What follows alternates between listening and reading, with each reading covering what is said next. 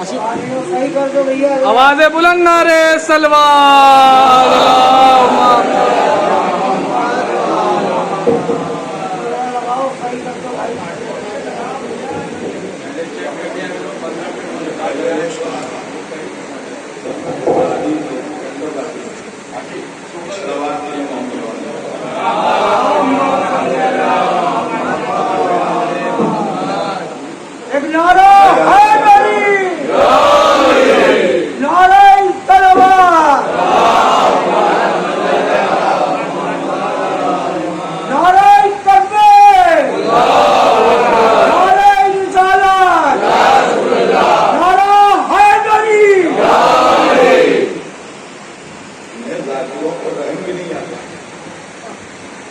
System بچانے کے چکر میں یہ اتنے بے رحم ہو جاتے ہیں کہ یہ نہیں سوچتے کہ ایک شخص 3 جگہوں سے خطاب کر رہا ہے.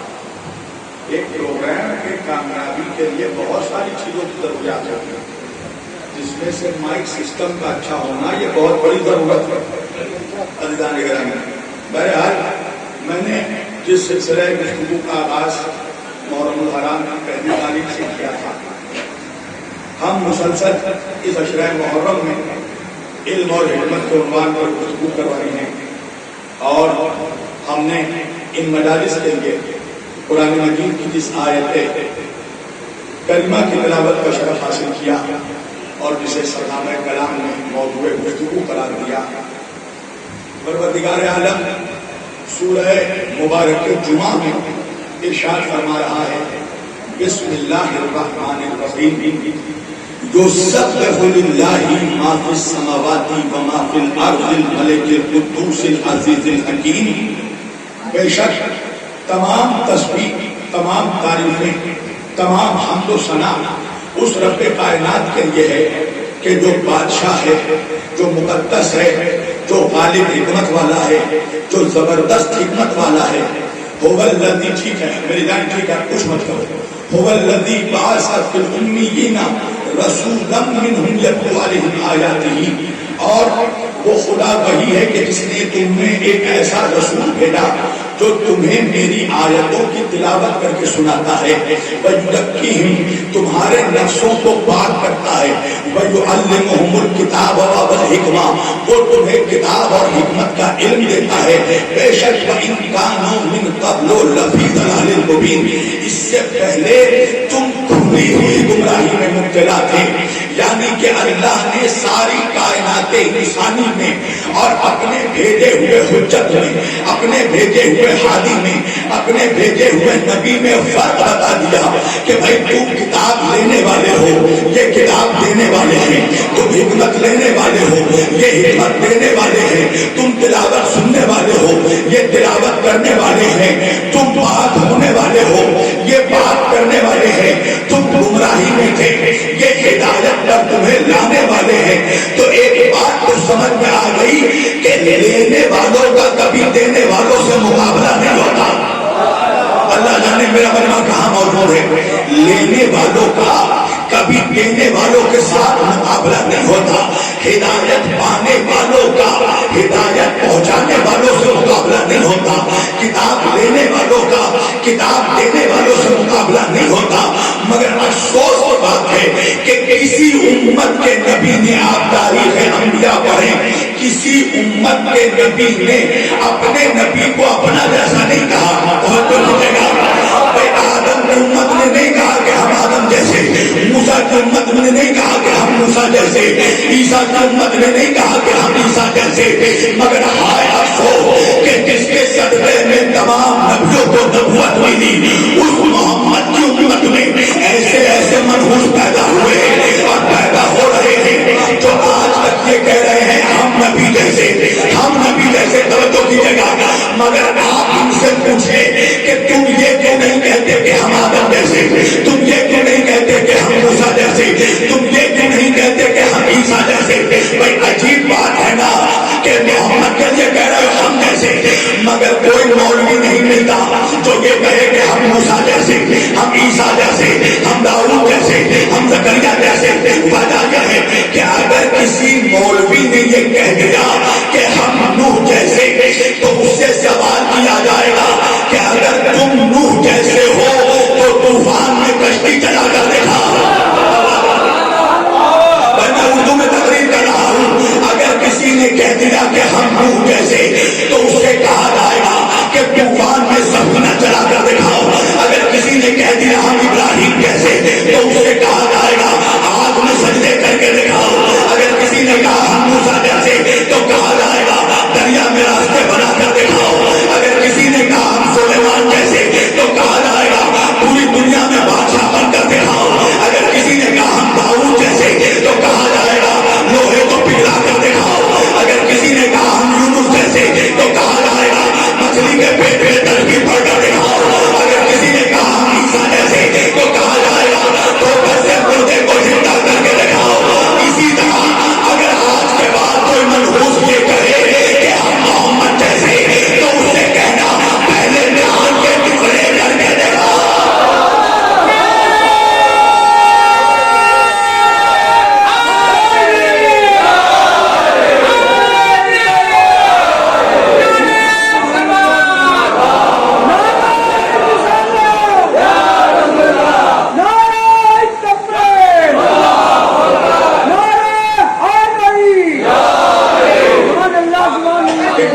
सलावत भी पढ़े इसी तरह मोहम्मद। अगर कोई कहे मोहम्मद जैसे, तो उससे कहो कि चांद के टुकड़े करके दिखाओ। कलमा कंकर को कलमा दबा कर दिखाओ। दरख्तों को अपने सामने झुका कर दिखाओ। भाई नबी तो नबी, अल्लाह की भेजी हुई किसी हुज्जत का मुकाबला इंसान नहीं कर सकता। बशरियत में इतनी ताकत और सलाहियत नहीं है कि वो अल्लाह के हुज्जत के जैसा हो सके। हुज्जत तो हुज्जत, किसी अल्लाह के भेजे हुए हुज्जत का जिस्म का मुकाबला भी आम इंसान नहीं कर सकता। भाई जो अल्लाह की भेजी हुई हुज्जत होती है, चाहे वो नबी हो, वली हो, रसूल हो, इमाम हो, उनकी आंखें हमारी आंखें एक जैसी नहीं है। उनकी बसारत हमारी बसारत एक जैसी नहीं है। उनकी समाज हमारी समाज एक जैसी नहीं है। उनका हाथ हमारा हाथ एक जैसा नहीं है। उनका जिस्म हमारा जिस्म एक जैसा नहीं है। भाई दलील क्या है? अगर मैं आपसे पूछूं कि मुझे ये बताइए कि दीवार के सामने क्या है, तो आप बता देंगे कि दीवार के सामने बैनर है, बैनर के सामने मिंबर है, मिंबर के सामने आप हैं। पर अगर मैं ये सवाल करूं कि मुझे ये बताओ कि दीवार के पीछे क्या है, अल्लाह जाने मन बता। भाई कोई नहीं बता सकता। दीवार के सामने क्या है सब बता देंगे, दीवार के अंदर क्या है कोई नहीं बता सकता। अच्छा, किसी इंसान के जाहिर को देखकर आप उसका जाहिर तो बता सकते हैं, मगर उसके दिल के अंदर क्या है आप नहीं बता सकते। किसी इंसान को देखकर आप उसका शजरा नहीं बता सकते। किसी दीवार के अंदर क्या है आप नहीं बता सकते। तो भाई इंसान वो है कि जो दीवार के अंदर नहीं देख सकता, और नबी वो होता है जो नस्लों के अंदर देख लेता है। भाई हजरत नूह अलैहिस्सलाम ने अल्लाह से दुआ की, बददुआ की अपनी उम्मत के लिए कि परवरदिगार तू अब इन पर अज़ाब नाज़िल फरमा, इसलिए कि मैं इनकी नस्लों में देख रहा हूँ फाजिरन कुफ़ारा, इनकी नस्लों में सब काफिर और फाजिर पैदा होने वाले हैं, एक भी मोमिन पैदा नहीं होगा। तो इंसान वो है जो दीवार के अंदर ना देख सके, और हुज्जत वो है जो नस्लों के अंदर देख ले। आप कहीं पहुंचे या नहीं, मैं एक जंग का नाम लूं, उस जंग को कहते हैं जंगे सिफ़ीन। तवज्जो कीजिएगा। और जंगे सिफ़ीन का तारीख में एक और नाम है। जंगे सिफ़ीन को जंगे लैलतुल हरीर भी कहते हैं। भाई ये लैलतुल हरीर क्या है? लैल कहते हैं रात को, तवज्जो, हरीर किसे कहते हैं? यानी हरीर वालों की रात। भाई हरीर किसको कहते हैं? बहुत आसानी से समझाता हूं। आपने कुत्ते को लात मारी, कुत्ता फौरन भौंकने लगा, मगर आपने कभी देखा कि अगर किसी नौजवान ने कुत्ते के पिल्ले को लात मारी हो, तो कुत्ता का पिल्ला भौंकता नहीं है, सहम जाता है।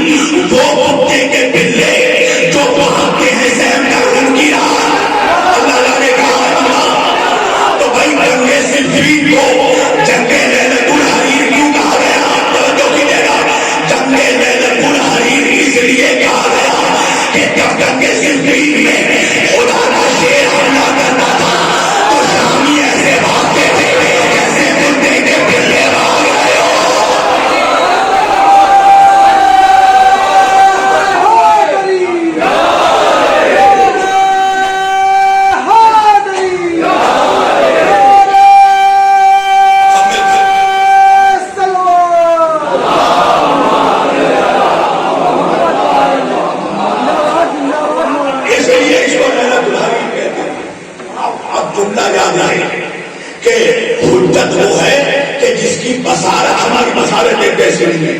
توجہ. اب اسی جنگ میں ایک رات ایک طبلہ بجانے والے نے طبلہ بجایا. اب میرا اب مجھ سے آپ نام نہ پوچھے, منبر سے توجہوں کا نام نہیں لیا جاتا. میں اشارہ کروں گا آپ پہنچ جائیں, اشارہ کر دوں 11 باپوں کا ایک لوٹا بیٹا بھائی تو پہنچ گئے, ان کو میرا سلام. بھائی اس نے طبلہ بجایا, کیا ہوا کا سارا شام کا لشکر ایک ساتھ میدان جنگ میں اتر آیا. توجہ, اب سنیے گا. اب جنگ میں ایک طرف ہے شیر خدا یعنی اللہ کا شیر علی, مگر اسی جنگ میں جہاں خدا کا شیر ہے علی, وہی علی کا بھی ایک شیر ہے. توجہ ملے گا.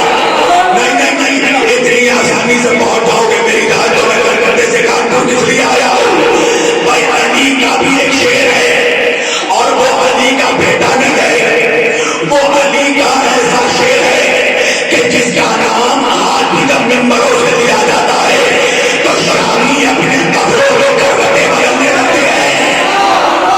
پتا ہے اس شیر کا نام کیا ہے؟ اس شیر کا نام ہے مالک اشتر. اس شیر کا نام ہے مالک اشتر. مالک اشتر کی عظمت کیا ہے معلوم ہے آپ کو؟ مالک اشتر علی کا وہ نام ہے جسے اس کا مالک بھی مالک کہہ کے بلاتا ہے.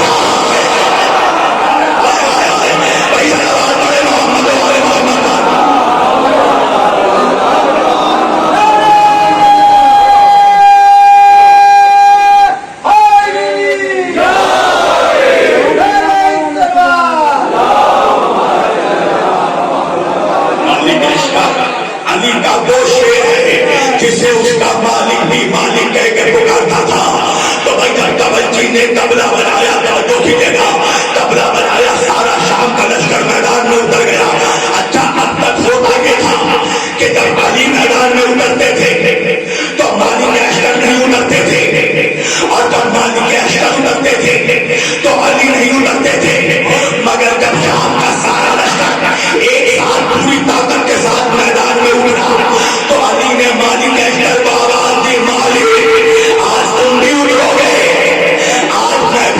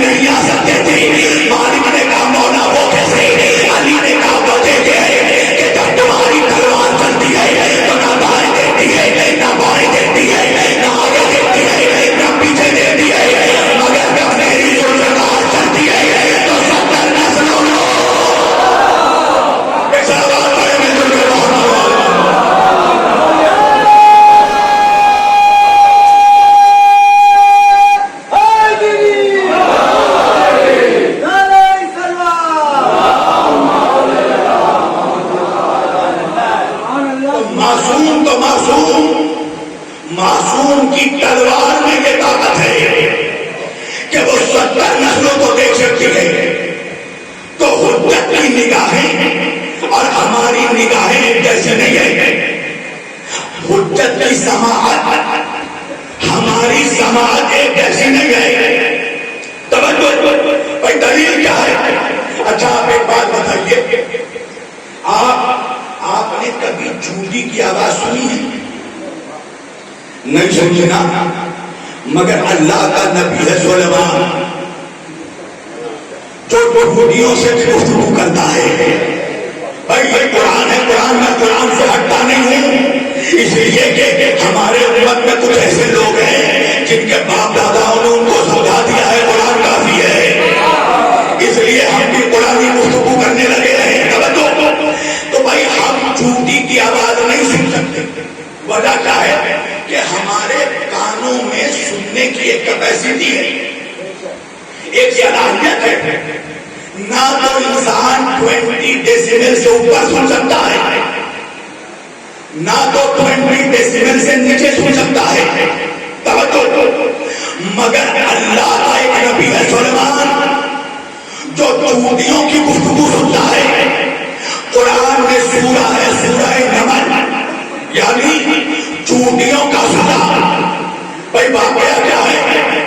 حضرت سلیمان علیہ السلام کا گزر چونٹیوں کی وادی سے ہوا. جب چونٹیوں کی وادی میں جناب سلمان لشکر لے کر پہنچے تو جو چونٹیوں کا سردار تھا اس نے اپنے چونٹیوں سے کہا کہ سب کے سب اپنے بلوں میں داخل ہو جاؤ, کہیں ایسا نہ ہو کہ سلمان کے لشکر کے گھوڑے ہمیں اپنے صبح سے گزر دے. جناب سلیمان نے جب چونٹی کی آواز سنی, ایک مرتبہ چونٹی کے سردار کو اپنے قریب بلایا. سلیمان نے چونٹی کے سردار کو اپنے ہاتھوں پر بلایا, اپنے ہاتھوں پر اٹھایا اور اٹھا کر کہنے لگا بہت ذہین معلوم ہوتا ہے, عقل مند معلوم ہوتا ہے, یہ کہتا ہے کہ سلمان کا لشکر ہمیں گزر نہ دے. میں تجھ سے ایک سوال کرتا ہوں, جواب دے. چونٹی کے سردار نے کہا پوچھئے, کہا یہ بتا کہ تو افضل ہے یا میں افضل ہوں. توجہ کیجیے گا, تو بلند ہے یا میں بلند ہوں. تو چونٹی کے سردار نے کہا کہ یا نبی اللہ اس وقت تو میں بلند ہوں. سلیمان نے کہا وہ کیسے؟ کہا آپ کس پہ سوار ہیں؟ کہا میں گھوڑے پر سوار ہوں. کہا میں کس پر سوار ہوں؟ کہا میرے ہاتھوں پر سوار ہے. چونٹیوں کے سردار نے کہا فیصلہ آپ کیجیے, وہ زیادہ بلند ہے جو گھوڑے پر بلند یا وہ زیادہ بلند جو نبی کے ہاتھوں پر بلند آیا ہے. ارے چونٹی کو سمجھ میں آ گیا, مولوی کے سمجھ میں نہیں آیا کہ جو نبی کے ہاتھوں پر بلند ہوتا ہے اس کا مقابلہ کسی سے نہیں ہوتا. تو جو سلیمان کے ہاتھوں میں بلند ہو وہ اتنا افضل ہے تو جو محمد کے ہاتھوں میں بلند ہو.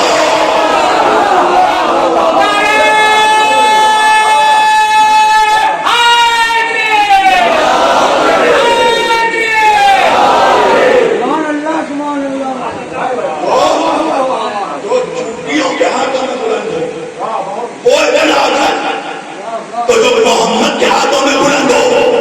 اب تاریخ بلندی گئی, زمانہ بدلتا گیا. ایک وقت آیا کہ اسی وادی سے میرے مولا کا گزر ہوا. توجہ کیجیے گا, اب وہی چونٹی کا سردار جس نے سلیمان کو دیکھ کر کہا تھا کہ اپنے دلوں میں داخل ہو جاؤ, اب وہی سردار کہنے لگا چونٹیوں اپنے دلوں سے نکلو, علی آ رہے ہیں. توجہ کیجیے گا, اب یہ بات جب علی نے سنی, ایک مرتبہ چونٹیوں کے سردار کو اپنے قریب بلایا, ہاتھوں میں چونٹیوں کے سردار کو لیا, لے کر کہا یہ بتا کہ جب سلیمان کا لشکر آیا تھا تو تم نے کہا تھا اپنے دلوں میں داخل ہو جاؤ, مگر مجھے دیکھ کر تم نے کیوں کہا کہ سب اپنے دلوں سے نکل جاؤ. تو چونٹیوں کے سردار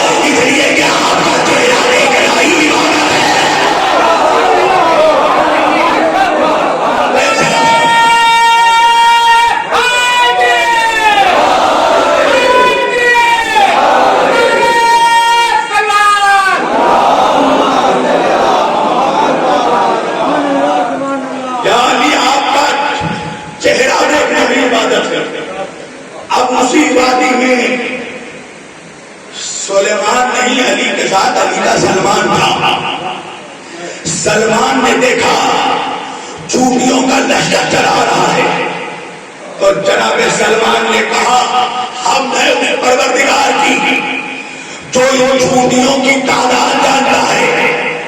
مولا علی نے یہ جملہ سنا تھا سلمان مسلمان کہے تو اچھا لگتا ہے, سلمان یہ جملہ نہ کہے کیا مطلب مولا کا چوٹیوں کی تعداد تو میں بھی جانتا ہوں اور میں یہ بھی جانتا ہوں کہ ان میں سے نر کتنے ہیں مادہ کتنے ہیں.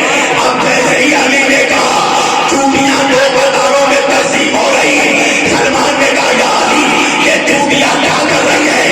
علی نے کہا کہ دعویٰ میں نے دیا ہے دلیل یہ دے رہی ہے.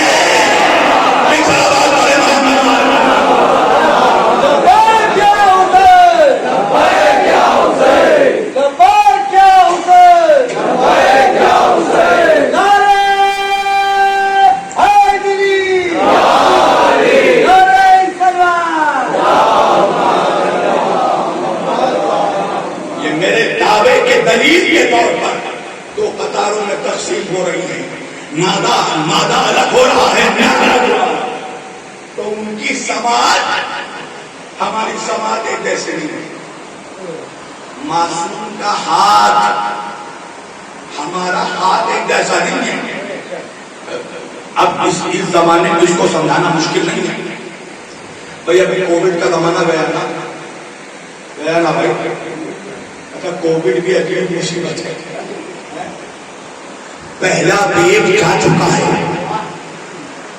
دوسرا ویو آ چکا ہے اور تیسرا ویو آنے والا ہے. اللہ جانے کہاں ہے.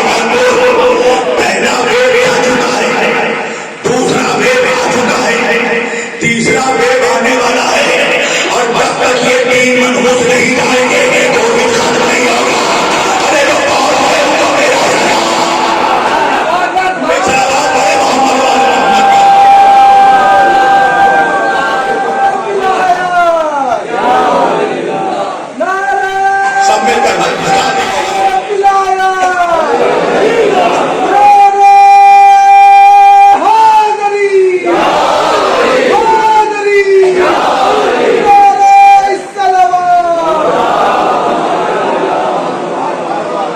بھائی میں تو اپنے جملوں کا ذمہ دار ہوں. ایمن بھائی بھی مسکرا رہے ہیں, اس کا ذمہ دار میں نہیں ہوں. ایک صلوات پڑھے سب مل کے محمد وسلم. اچھا, نبی کا ہاتھ, نبی کا لمس ہمارا لمس ایک جیسا نہیں, نبی کا چھونا ہمارا چھونا ایک جیسا نہیں. کووڈ کا زمانہ آیا, کیا ہوا کہ لوگوں نے مسافہ کرنا بند کر دیا. اچھا, کووڈ کے زمانے میں بھی سب سے زیادہ ہم مولوی حضرات ہی پھنسے. اگر منع کرتے تھے کہ ہاتھ مت ملاؤ تو لوگ چومنا شروع کر دیتے تھے. یعنی اس زمانے میں بھی سب سے زیادہ مصیبت میں رہا تو مولوی رہا. اب کسی سے اگر ہاتھ نہ ملاؤ تو وہ ہمیں ہی سمجھانے لگتا, ارے مولانا سنت ہے, کہا آپ کے چکر میں پڑ رہا ہے. مگر میرے ہاتھ خوف ایسا تھا کہ لوگ کسی سے ہاتھ نہیں ملاتے تھے. کیوں؟ کہیں بیماری ٹرانسفر نہ ہو رہا ہے. اللہ جانے آپ کہاں ہیں. تو انسان وہ ہے جو کسی دوسرے انسان کو چھو رہے تو وہ بیمار ہو رہا ہے. انسان اگر کسی انسان کو چھو رہے تو وہ بیمار ہو رہا ہے. مگر اللہ کا ایک نبی ہے عیسیٰ جو بیمار کو چھو دے تو شفا پا جائے. اللہ کے نبی عیسیٰ, ہاتھ میں شفا ہے. کوڑی کو چھو دیا تو بیمار ہو گیا, شفا پا گیا. بھائی اگر حضرت عیسیٰ اس زمانے میں آ جاتے تو میں سب سے پہلے حیدر خان پوری کو ان کے پاس لے کر جاتا. ایک صلوات پڑھیے محمد وعلى محمد.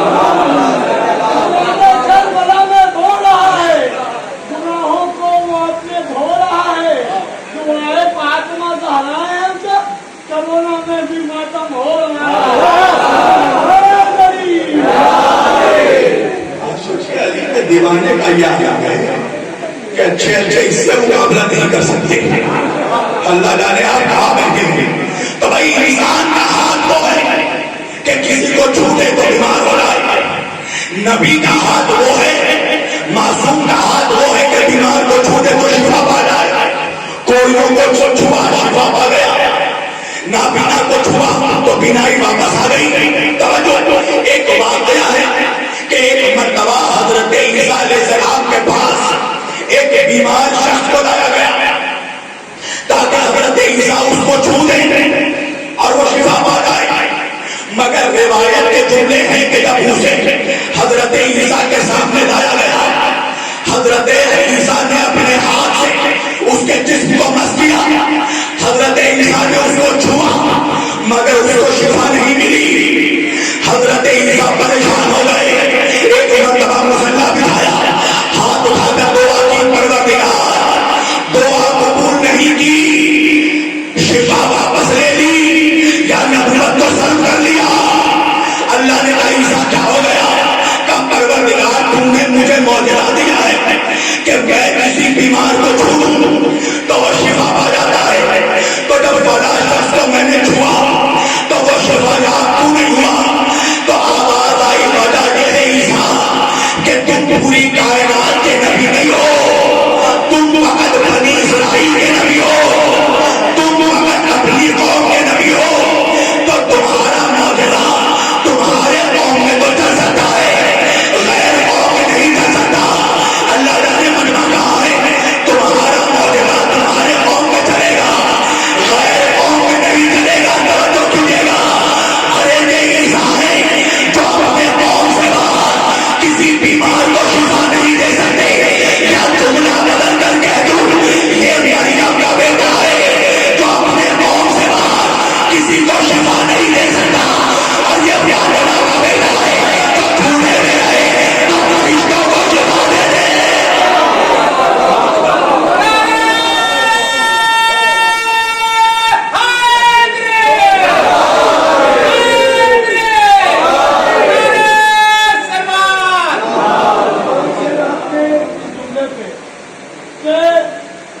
حیدر کا پسر بولا کہ یہ میرا پسر ہے، حیدر کا پسر بولا کہ یہ میرا پسر ہے، میری ہی طرح تجھ کو یہ تبدیل بناتا۔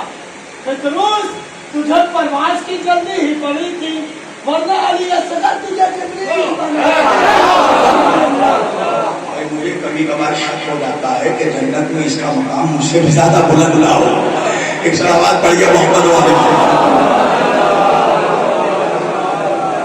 تو یہ ہے معصوم کا حال کہ اگر بیمار کو چھو دے تو شفا پاتا، ہم ان کے جسم کا مقابلہ نہیں کر سکتے، ہم ان کے علم کا مقابلہ نہیں کر سکتے، ہم ان کی حکمت کا مقابلہ نہیں کر سکتے، ہم ان کے جاہ و جلال کا مقابلہ نہیں کر سکتے، ہم ان کے حسن و جمال کا مقابلہ نہیں کر سکتے۔ اچھا انسان کہے سے پیدا ہوا؟ ساری دنیا کا انسان اللہ صبح دہر میں کہہ رہا ہے اللہ انسان حین من الدہر لم یکن شیئا مذکورا انا خلقنا الانسان من نطفۃ امشاج نبتلیہ فجعلناہ سمیعا بصیرا انا ہدیناہ السبیل اما شاکرا و اما کفورا۔ اللہ کہہ رہا ہے میں نے تمام انسانوں کو من نطفۃ امشاج نبتلیہ، میں نے انسانوں کو ملے جلے گندے نطفے سے پیدا کیا، نجس نطفے سے پیدا کیا۔ تو پتہ یہ چلا کہ پورے دنیا کا انسان چاہے محدث ہو، چاہے مولوی ہو، چاہے مفتی ہو، ہر انسان پیدا ہوا ہے نجاست سے۔ تو ذرا مولویوں کو کہو کہ اپنے دماغوں کو ٹھیک کر لے، بھائی نجاست سے پیدا ہونے والا ان کا مقابلہ نہیں کر سکتا جو اللہ کے نور سے پیدا ہو۔ ایک سلام والے محمد والے محمد پر ایک اور سلام پڑھیں گے نور محمد والے محمد۔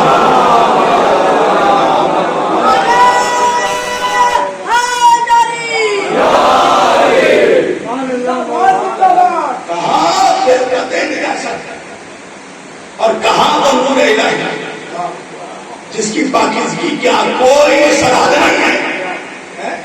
اور افسوس یہ ہوتا ہے کہ ایسے ایسے لوگ کہتے ہیں ہم نبی جیسے کہ جو منحوس اگر دین کو گوائٹ بولی کے چوراہے پر آ جائے یا مقبرے کے سامنے آ جائے تو بچے خوفزدہ ہو جائیں اور کہہ رہے ہیں اچھا چہرہ ایسا ہے کہ اگر دن کو گھر میں جائے تو بیوی نہیں پہچان پاتی ہے، اور کہہ رہا ہے نبی ہم جیسے اچھا دیکھو میں پڑھ رہا ہوں کانپور میں، یاد مجھے پنجاب آ رہا ہے، پنجاب میں ایک لطیفہ بہت مشہور ہے، آپ مینڈ کی سمجھتے ہیں جوانوں، مینڈ کی سمجھتے ہو نا، مینڈک کی وائف ایک مینڈکی اپنی ماں سے پوچھتی ہے اے ماں یہ حور کی ہوتی ہے، اے ماں یہ حور کیا ہوتی ہے؟ تو مینڈکی کی ماں نے جواب دیا لوگاتی شخص میرے ہی تیرے، حور کا چہرہ میرے ہی تیرے جیسا ہے، ذرا غور سے دیکھو کانپور کے نوجوان کتنے حیرت سے میرے چہرے کو دیکھ رہے ہیں، ارے مولانا کہاں وہ زمین کی مینڈکی، کہاں وہ جنت کی حور، ارے کہاں پر شکل ملا، کہاں نبی کا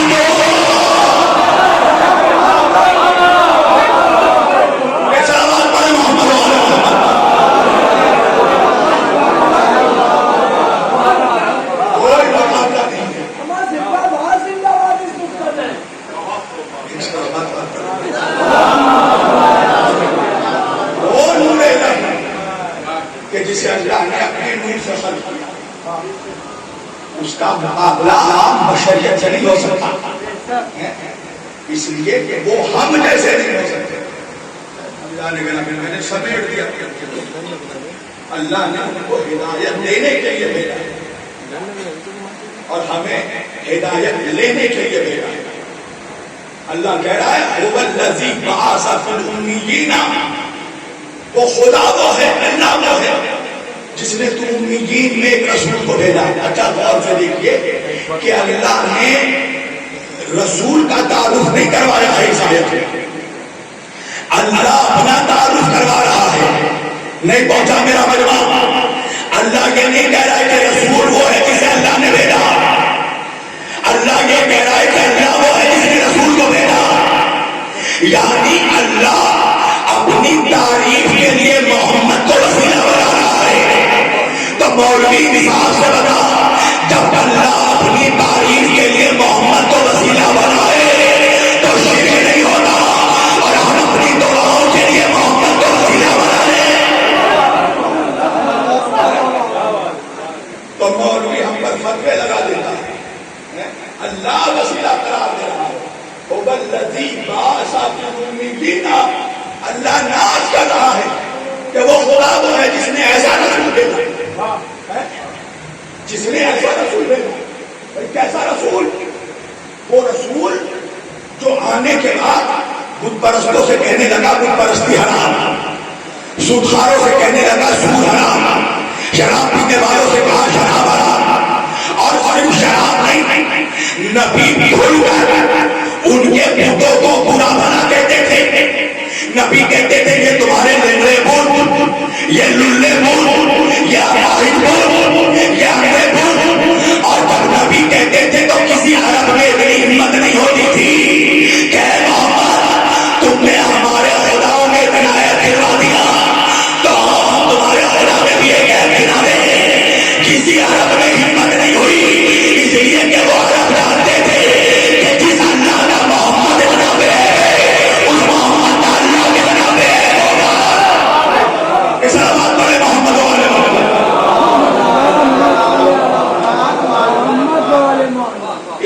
اس محمد کے کردار میں تو 40 سالوں میں ہم ایک عیب نہیں نکال سکے، تو جس نے ایسے بے عیب رسول کو بھیجا ہو پھر وہ خدا کتنا بے عیب ہے، تو ہم ان کے حسن کا مقابلہ نہیں کر سکتے۔ کردار ایک طرف ہے، علم ایک طرف ہے، شجاعت ایک طرف ہے، سخاوت ایک طرف ہے، بلاغت ایک طرف ہے، طہارت ایک طرف ہے، تقویٰ ایک طرف ہے، خلقت ایک طرف ہے، نور ایک طرف ہے۔ ہم ان کے ظاہر کا مقابلہ نہیں کر سکتے، ہم ان کے جسم کا مقابلہ نہیں کر سکتے۔ وہ جمال اچھا کچھ مسلمان بھی جب نبی کی تعریف کرتے تو کہتے حسن یوسف جیسا تھا۔ قسم خدا کی یہ تعریف نہیں، یہ توہین ہے۔ آقا کے چہرے کو غلام سے نسبت نہیں دی جاتی۔ یہ مت کہو کہ محمد کا حسن یوسف جیسا، یہ کہو کہ حسن یوسف جمال محمد کا سردار ہے. وہ حسن یوسف کو حسن عطا ہوا ہے جمال محمد کے سردار. ہاں غلارو بس سمیٹ لیجیے، اپنے آپ میں اندازہ لگاؤ کہ وہ جو حسن کمال، جس کا حسن کمال، کائنات میں جس کے حسن کا کوئی ثانی نہ ہو، اور پھر اللہ اس رسول کے بعد کسی ایسی ذات کو خلق کرے کہ جسے زمانہ دیکھ کر کہے کہ یہ شبیہ محمد ہے. اللہ اکبر. پھر اس کا مقام اور اس کا مرتبہ کتنا بلند ہوگا. جب بعد رسول صحابہ کو، مسلمانوں کو، غلامان محمد کو جب اپنے نبی کی یاد آتی تھی تو وہ سب مل کر سید الشہداء کی بارگاہ میں آتے اور آنے کے بعد کہتے تھے مولا بڑے دن ہو گئے ہم نے اپنے نبی کی زیارت نہیں کی، مولا ذرا اپنے شہزادے علی اکبر کو بلائیں، ہم علی اکبر کا دیدار کرنا چاہتے ہیں. وہ علی اکبر کہ جو صورت میں، سیرت میں، لہجے میں، قد میں، رفتار میں، گفتار میں مصطفیٰ کی شبیہ تھا. ہاں آج 6 محرم کی تاریخ آ گئی.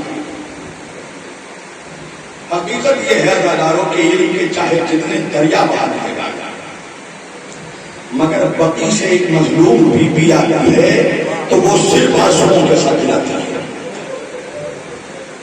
اور فرش ادا کا مقصد یہی ہے ماہ محرم میں کہ مصائب شہیداء کے کربلا بیان ہے. فضائل تو اس لیے بیان کیے جاتے ہیں تاکہ طبیعتیں بیلنس میں رہیں، اس لیے کہ ان کی مصیبتیں وہ مصیبتیں ہیں کہ نفوس انسانی میں اتنی طاقت نہیں ہے کہ وہ مصیبت سن کر برداشت کر سکے، بشرط ہے کہ دل مومن کا ہو اور دل انسان کا. پتھر پڑ جائے ان کی مصیبت سن کر. میں جب امام رضا علیہ السلام کی لائبریری میں گیا تھا تو مجھے وہاں کے لائبریرین سے بتایا کہ ابھی سینکڑوں کی تعداد میں مصائب کی وہ کتابیں جو امام رضا کی لائبریری میں موجود ہیں اب تک اس کا ترجمہ نہیں ہو پایا. یعنی کہ وہ مصائب جو ہم سنتے ہیں جسے سن کر بحال ہو جاتے ہیں وہ تو ایک ذرہ ہے. اللہ جانے مصیبتوں کے کتنے انبار ہیں جو کتاب کے اوراقوں میں، تاریخ کے اوراق میں محفوظ ہیں، مگر وہ ہم تک آج تک پہنچ نہیں سکا. میں نے ہمیشہ کہا کہ کربلا کسی حادثے کا نام نہیں ہے، کربلا ایک پری پلانڈ سازش کا نام ہے. 6 محرم کی تاریخ ہے. اللہ آپ کی اولادوں کو سلامت رکھے، پروردگار آپ کے جوانوں کو سلامت رکھے. حسین کا کڑیا جوان ہوتا ہے جس کا چہرہ حسین کے نانا کے جیسا ہے. ایک شخص ایک مرتبہ مولا حسین کے پاس آیا اور آ کر کہنے لگا مولا میں نے سنا ہے کہ جب آپ کے بچپن کا عالم تھا آپ کے نانا کے دربار میں ایک راہب اولاد مانگنے آیا تھا. مولا اس کی کوئی اولاد نہیں تھی اور نبی نے کہا تھا کہ تیری نسبت میں اولاد نہیں ہے. مولا آپ نے اس کو 7 اولاد عطا کیے تھے، آپ نے اس کے لیے دعا فرمائی تھی، اللہ نے اس کو 7 بیٹے عطا کیے. مولا نے کہا تو نے صحیح سنا ہے بھائی. آنے والا کہنے لگا مولا میری بھی کوئی اولاد نہیں ہے، مولا کئی سال ہو چکے ہیں شادی کیے ہوئے مگر میری کوئی اولاد نہیں ہے. مولا نے کہا مجھ سے کیا چاہتا ہے؟ کہا مولا آپ اللہ سے میرے لیے دعا فرما دیں کہ اللہ مجھے ایک بیٹا عطا کرے. عزادارو حسین نے ہاتھوں کو بلند کیا، پروردگار تجھے میرے نانا کا واسطہ، پروردگار اس سائل کو بیٹا عطا فرما. حسین نے دعا کر دی، دعا کر کے کہا جا بھائی خدا تجھے جان سا بیٹا عطا کرے گا.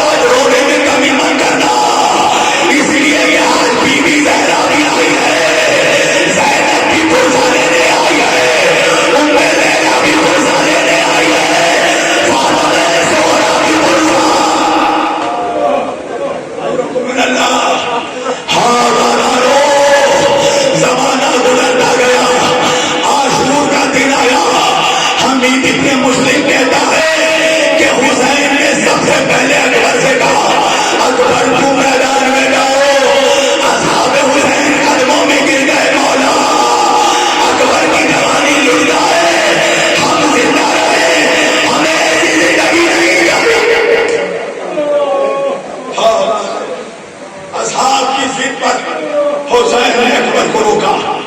اداروں حسین صبح سے راتوں پر لاشیں اٹھا رہے. کبھی حسین کا لاشا اٹھایا, کبھی مسلم کا لاشا اٹھایا, کبھی حسین کے بیٹوں کا لاشا اٹھایا, کبھی زہیر کا لاشا اٹھایا.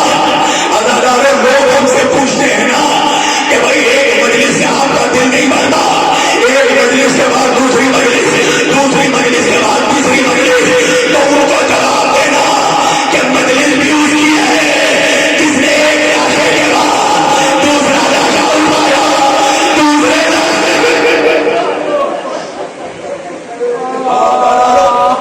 جس نے اکہتر لاشیں اٹھائے. اداروں آج میں مصائب میں کمی نہیں کروں گا, اس لیے کہ مجھے زینب کے سامنے شرمندہ نہیں ہونا. اجرکم من اللہ. اداروں وہ وقت بھی آیا جب لاشوں پر لاشیں لاتے گئے. ایک وقت وہ بھی آیا جب حسین لاش لے کر نہیں بلکہ دو بازو لے کر. اداروں اب حسین کے لشکر میں صرف دو ہی بچ گئے ہیں.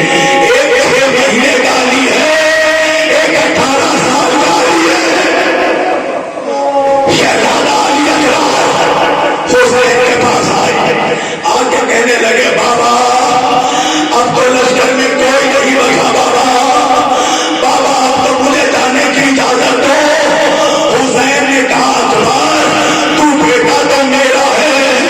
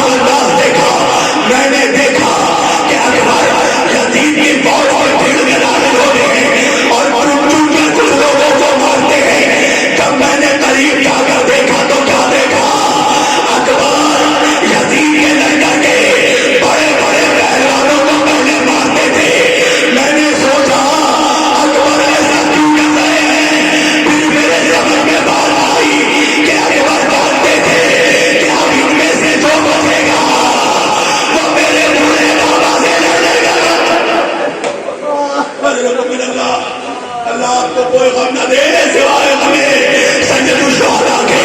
ہاں دادا رو حسین ایک مرتبہ خیمے کے دروازے پر بیٹھ گئے، دور سے ام لیلا حسین کا چہرہ دیکھ رہی تھی۔ حسین جب تک مسکراتے رہے، ام لیلا نے سونے کا سجدہ کیا، مگر ایک وقت آیا حسین کے چہرے کا رنگ اڑ گیا۔ ام لیلا نے کہا خدایا میرے اکبر کی خیر ہو۔ حسین نے کہا لیلا تیرے اکبر کے مقابلے ایک اور بڑا پہلوان آیا ہے، اللہ سے اکبر کی سلامتی دو بار۔ ارے ام لیلا نے مسلح بٹھایا، دو ہاتھ اٹھائے، اے اسماعیل کو حاجرہ سے ملانے والے، اے یوسف کو یعقوب سے ملانے والے، مجھے میرے